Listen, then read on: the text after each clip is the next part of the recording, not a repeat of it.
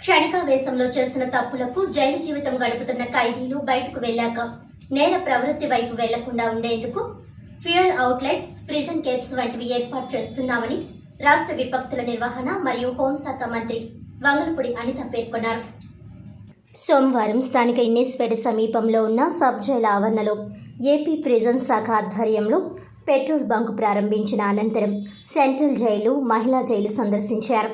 ఈ సందర్భంగా central jail ఎదురుగా ఏర్పాటు చేసిన ప్రిజన్ కేఫ్ని మంత్రి అనిత ప్రారంభించారు. అనంతరం ఏర్పాటు చేసిన మీడియా సమావేశంలో హోంమంత్రి అనిత మాట్లాడుతూ మానవతా దృక్పథంతో ఖైదీలకు మంచి ప్రవర్తన కలిగించడంలో భాగంగానే ప్రిజన్స్ కేఫ్ పెట్రోల్ బంక్ ప్రారంభించినట్లు తెలిపారు. రాష్ట్రంలో 16 సబ్ జైళ్లు, 2 సెంట్రల్ జైళ్లు, 1 స్పెషల్ జైలు ఉండగా 1 బోస్టన్ జైలు కడుతున్నట్లు వివరించారు. జైలులో మొత్తం 3,483 మంది ఖైదీలు ఉన్నారని, ఉండాల్సిన సంఖ్య కంటే అధికంగా 700 మంది ఉన్నారని మంత్రి తెలిపారు. రాజమండ్రిలో 1,200 మంది సామర్థ్యానికి అదనంగా 50 మంది ఉన్నారని అన్నారు. తమ ప్రభుత్వం వచ్చిన తర్వాత గంజాయి కేసులపై ఎక్కువ దృష్టి పెట్టామని, రాష్ట్రంలో 1,700 మందిని అరెస్ట్ చేయగా అందులో ఒక్క విశాఖలోనే 1000 మంది వరకు ఉన్నారని, అలాగే రాజమండ్రి జైల్లో 376 మంది ఉన్నారని హోంమంత్రి అనిత చెప్పారు. గంజాయి కేసుల్లో అరెస్ట్ అయిన వారి కోసం సైకియాట్రిస్టులను ఏర్పాటు చేసి అవగాహన కల్పించడంతో పాటు డీ అడిక్షన్ సెంటర్స్ కూడా పెట్టాలని భావిస్తున్నట్లు ఆమె చెప్పారు. సెంట్రల్ జైల్, మహిళా జైలు చూశాక అక్కడి ఇబ్బందులు, సౌకర్యాల గురించి తెలుసుకున్నామని ఆమె తెలిపారు. ముఖ్యంగా స్నేహ బ్లాక్ చూసిన తర్వాత భావోద్వేగానికి గురయ్యామని హోంమంత్రి అనిత చెప్పారు. ఈ రాష్ట్రాన్ని సుదీర్ఘకాలం పాలించిన ముఖ్యమంత్రి నారా చంద్రబాబు నాయుడిని చేయని నేరానికి 53 రోజుల పాటు జైల్లో ఉంచడం దారుణమని, అందుకే ఆయనను పెట్టిన స్నేహ బ్లాక్ని చూడగానే తట్టుకోలేకపోయానని చెప్పారు. అలాగే ఎమ్మెల్యే ఆదిరెడ్డి వాసుని కూడా గతంలో అరెస్ట్ చేసి పెట్టిన భరత్ కూడా చూశామని ఆమె తెలిపారు. అప్పుడు మా నాయకుడిని అరెస్ట్ చేసినప్పుడు ఎంతగానో బాధపడ్డామని, ఇప్పుడు అదే జైలుకి సందర్శనకు వచ్చామని ఆమె వివరిస్తూ రోజులన్నీ ఒకేలా ఉండవని అన్నారు. అదే ప్రజాస్వామ్యం గొప్పతనమని అన్నారు.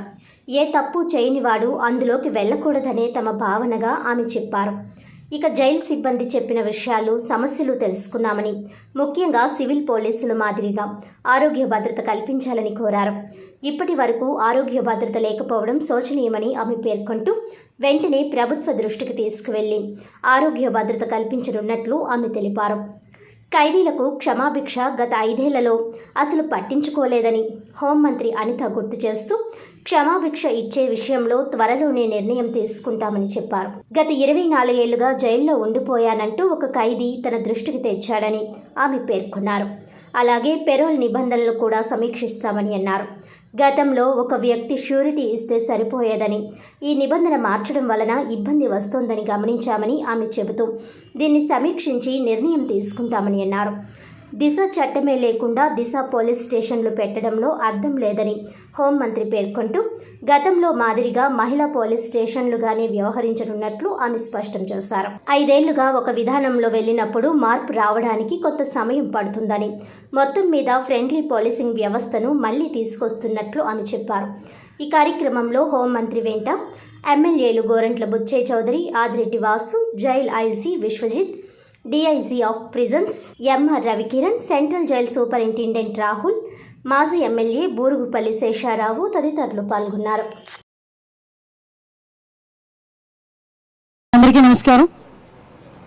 ఈరోజు సెంట్రల్ జైల్ సౌజన్యంకి, అదేవిధంగా ఈరోజు ఇక్కడ కేఫ్కి, ప్రిజన్ కేఫ్కి ఈరోజు ఓపెనింగ్ చేయడానికి ఇక్కడికి రావడం జరిగింది. నాతో పాటు ముఖ్య అతిథులుగా పెద్దలు గౌరవనీయులు ఎమ్మెల్యే గారు బుచ్చయ్య చౌదరి గారు, అదేవిధంగా పెద్దలు గౌరవనీయులు ఆదిరెడ్డి వాసు గారు, ముఖ్యంగా మా హోమ్ సెక్రటరీ, జైల్ ఐజీ మన విశ్వజిత్ గారికి, అదేవిధంగా మా సూపరింటెండెంట్ రాహుల్ గారికి, అదేవిధంగా రవికృష్ణ గారికి, అందరికీ మన శేషారావు గారికి, ఎక్స్ఎమ్మెల్యే శేషారావు గారికి అందరికీ పేరు పేరున ధన్యవాదాలు, నమస్కారాలు.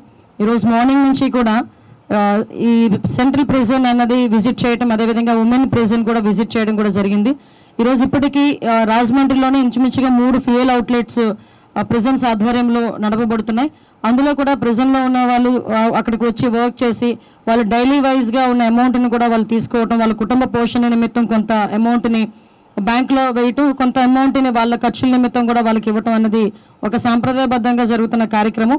వీళ్ళ భాగంగానే వీళ్ళందరికీ కూడా రేపు పొద్దున్న వాళ్ళు జైలు నుంచి మళ్ళీ బయటకు వచ్చిన తర్వాత వాళ్ళ జీవన విధానం సాఫీగా సాగటానికి, మళ్ళా నేర ప్రవృత్తి వైపు తిరిగి చూడకుండా ఉండటానికి, ఒక సమాయత్తం చేయటానికి ఈ జైలు శాఖ అనేది జైల్లో ఉన్న ఖైదీల విషయంలో చాలా హ్యుమానిటీ బేసిస్ మీద వాళ్ళకి ఒక మంచి ప్రవర్తన కలిగించాలనే ఉద్దేశంతో చేస్తున్న మంచి కార్యక్రమాల్లో భాగంగానే ఈరోజు ఈ ఫ్యూయల్ అవుట్లెట్ కానీ, ప్రిజన్ కేఫ్స్ కానీ ఇవన్నీ కూడా మనం పెట్టడం జరిగింది.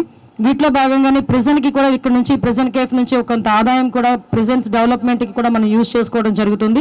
టోటల్గా ఆంధ్రప్రదేశ్లో దగ్గర 16 సబ్ జైల్స్ ఉన్నాయి.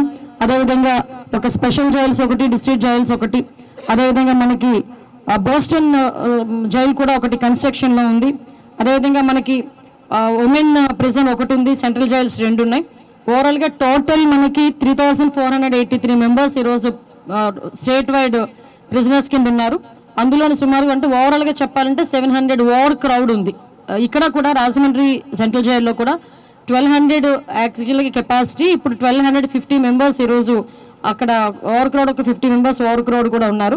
అంటే ఇందులోని మేజర్గా మేము అందరం కూడా చూసేసరికి సాధారణంగా మేము గవర్నమెంట్లోకి వచ్చిన తర్వాత కూడా ఎక్కువగా గాంజా మీద దృష్టి పెడుతున్న దానికి కూడా కారణం కూడా ఇక్కడ మేము సెంట్రల్ ప్రిజన్స్, మేము ఏదైతే వైజాగ్ ఒకసారి సెంట్రల్ ప్రిజన్ నేను విజిట్ చేయడం జరిగింది. అట్ ద సేమ్ టైం ఇప్పుడు సెంట్రల్ ప్రిజన్ రెండోదైన రాజమండ్రి సెంట్రల్ ప్రిజన్ కూడా మేము చూడటం జరిగింది.